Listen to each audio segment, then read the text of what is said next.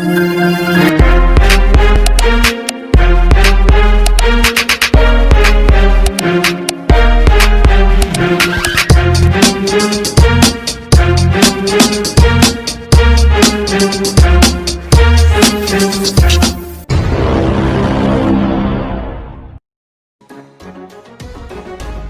tahun yang lalu, Pulau Sobodi merupakan tempat di mana sobat bajak laut rookie berkumpul, atau yang lebih dikenal dengan sebutan supernova, yaitu sobat bajak laut pemula yang memiliki nilai bounty di atas 100 juta beri, yang sekarang dijuluki sebagai generasi terburuk.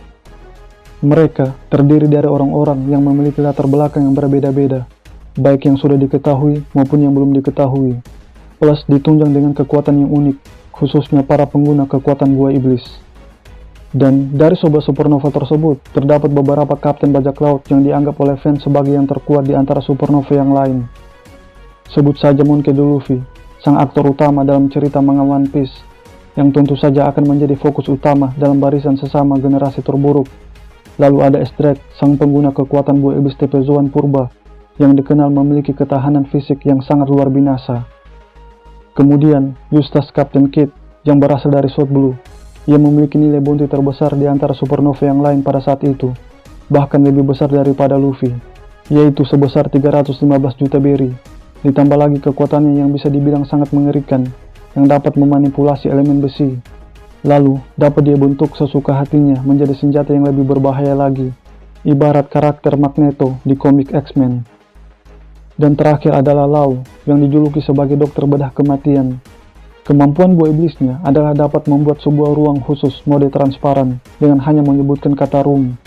Ruangan khusus tersebut adalah tempat di mana ia dapat melakukan mutilasi kepada objek yang berada di dalamnya, baik untuk mengalahkan musuh maupun untuk operasi medis bagi para pasiennya yang mengalami keadaan kritis. Namun, pada kesempatan kali ini saya tidak akan membahas tentang urutan siapakah supernova atau generasi terburuk yang paling kuat, karena hal tersebut sudah banyak dibahas oleh youtuber-youtuber One Piece yang lainnya. Bahkan, membicarakan tentang kekuatan dari para generasi terburuk pasti akan selalu melahirkan pro dan kontra, disebabkan kecenderungan terhadap karakter yang kita gandrungi. Oleh karena itu, jika ada beberapa supernova yang dianggap kuat, maka sebaliknya, terdapat juga beberapa supernova yang dianggap lemah atau dipandang sebelah mata, alias diremehkan oleh sebagian para fans One Piece di dunia. Mereka terdiri dari 5 orang supernova atau 5 generasi terburuk. Dimulai dari urutan yang kelima, Basil Hawkins. Dia adalah pria yang berasal dari North Blue, yang memiliki kekuatan buah iblis wara-wara atau yang artinya jerami. Sesuai namanya, ia dapat memanipulasi seluruh anggota tubuhnya menjadi jerami. Bahkan ia dapat merubah pedang besinya menjadi jerami yang super tajam. Dan pedangnya pun bersifat fleksibel. Tapi, kekuatan spesial dari Hawkins bukan hanya itu saja. Sebab, dia juga mampu membuat sebuah boneka jerami yang berukuran kecil, yang berfungsi sebagai pertahanan dirinya dari segala macam serangan musuh. Karena, ia dapat mentransfer serangan musuh kepadanya melalui perantara boneka jerami yang mirip dengan boneka voodoo tersebut. Dan, jika 10 boneka jerami berada di tubuhnya, maka ia harus dibunuh 10 kali pula, agar bisa melukai tubuh aslinya. Bisa dibilang, dari sobat supernova yang lain, kekuatan Hawkins yang paling istimewa. Karena selain menggunakan kekuatan buah iblisnya dan kemampuan berpedangnya, ia juga mampu meramal nasib kehidupan seseorang dengan kartu tarotnya, yang merupakan arah langkahnya untuk bertindak dalam melakukan sesuatu keputusan. Lalu, urutan yang keempat, yaitu Capone Geng BG. BG merupakan pria tambun yang juga merupakan menantu durhaka dari salah satu Yonko, sang kaisar lautan, yaitu Big Mom. Sebelum menjadi seorang bajak laut, Capone Geng BG adalah salah satu dari 5 kelompok mafia yang terkenal dan berkuasa di wilayah West Blue.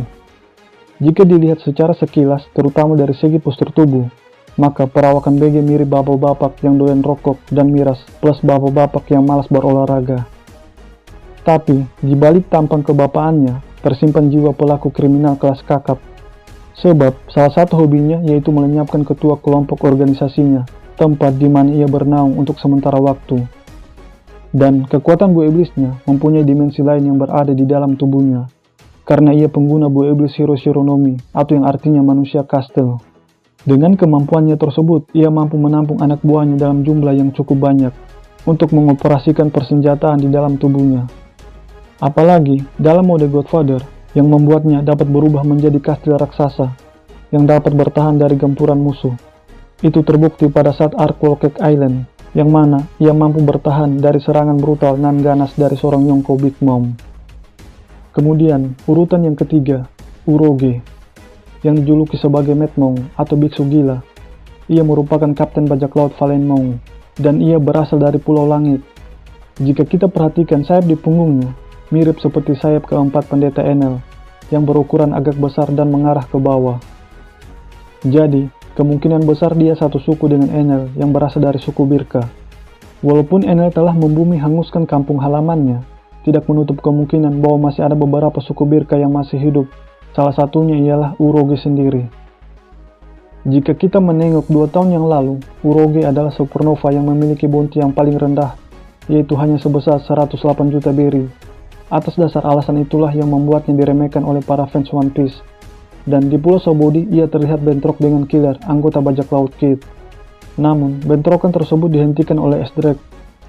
Dari bentrokan tersebut, kita bisa melihat sebuah pilar raksasa yang berwarna hitam, yang dia gunakan sebagai senjatanya. Dan pada kolom SBS One Piece volume 57, ternyata senjatanya tersebut merupakan pensel raksasa yang selalu dia pikul ketika dalam pertarungan.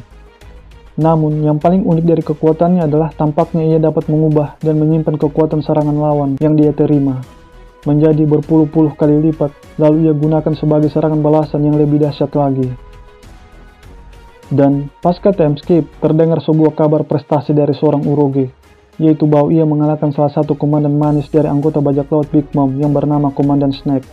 Dengan keberhasilannya tersebut, menasbihkan dirinya sebagai supernova atau generasi terburuk pertama yang dapat mengalahkan seorang komandan Yonko, disusul oleh Luffy di urutan kedua.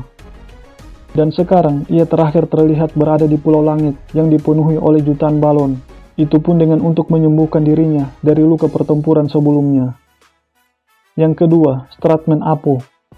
Apo adalah pria dari suku lengan panjang yang berpenampilan layaknya orang Asia, tepatnya Cina, karena ia memakai pakaian yang cukup khas dari negara tersebut. Apo dikenal sebagai kapten bajak laut on air dengan total bounty 350 juta berry, dan ia dikenal dengan julukan Raungan Lautan karena sehubungan dengan kekuatan buah iblisnya yang dapat mengeluarkan alunan musik dari anggota tubuhnya. Tapi, untuk saat ini belum diketahui nama buah iblis dari Apo. Tapi, besar kemungkinan buah iblisnya adalah tipe Paramecia. Sepak terjang Apo di Pulau Sabaody bisa dikatakan cukup gemilang, sebab ia berani cari masalah dengan sesama supernova yaitu Kid, yang notabene-nya adalah pemilik bounty tertinggi di antara supernova yang lain pada saat itu.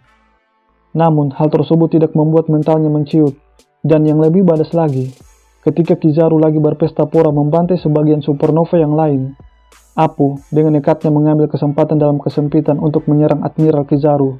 Dan boom! Kizaru terpental dan terbagi dua. Bahkan Kizaru sendiri kaget dengan serangan dahsyat tersebut. Dan yang terbaru, pada chapter 980, lagi-lagi Apo menunjukkan seberapa bahaya dia, yang mana ia berhasil melukai sesama anggota generasi terburuk dengan menebas Zoro dan meledakkan Luffy hingga sampai tak sadarkan diri.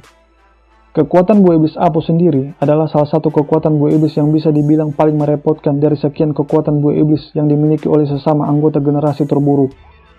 Dan yang menduduki peringkat pertama sebagai supernova yang paling diremehkan adalah Jewelry Bonnie. Karena Bonnie merupakan satu-satunya perempuan dari generasi terburuk dan pertama kali ia dimunculkan ketika lagi berada di restoran Pulau Sabaody, tepatnya pada chapter 498, dan ia merupakan orang yang rakus mirip dengan Big Mom. Bonnie sendiri merupakan generasi terburuk yang paling misterius daripada generasi terburuk yang lainnya. Sebab ia memiliki hubungan dengan Kuma dan pemerintah dunia, yang hingga sampai detik ini belum kita ketahui hubungan antara mereka. Dan kekuatan buah iblis dari Bonnie bukanlah buah iblis yang dapat memberikan kekuatan efek serangan yang begitu masif, dan bukan pula juga memberikan kekuatan pertahanan yang susah ditembus. Tapi, kekuatan buah iblisnya dapat mengubah umur seseorang dia sentuh, baik itu menjadi anak balita maupun menjadi tua renta. Bahkan, dia juga dapat mengubah umurnya sendiri sesuai dengan kehendaknya. Kekuatan buah iblisnya mirip dengan kekuatan buah iblis milik Sugar yang mampu mengubah seseorang hanya dengan telapak tangannya. Jika pihak musuh tidak mengetahui kemampuan buah iblis dari dua perempuan tersebut, maka bersiap-siaplah akan menjadi korban berikutnya dari kehebatan buah iblis mereka. Itulah pembahasan tentang 5 supernova yang diremehkan oleh sebagian para fans One Piece, dikarenakan hanya memandang status gendernya, sifatnya, maupun jumlah bounty-nya. Jadi, setiap generasi terburuk tetap akan menjadi ancaman nyata bagi sesama bajak laut dan pemerintah dunia pada khususnya. Bagi teman-teman yang telah menonton video ini, kritik dan sarannya akan selalu diterima. Dan terima kasih banyak atas dukungannya.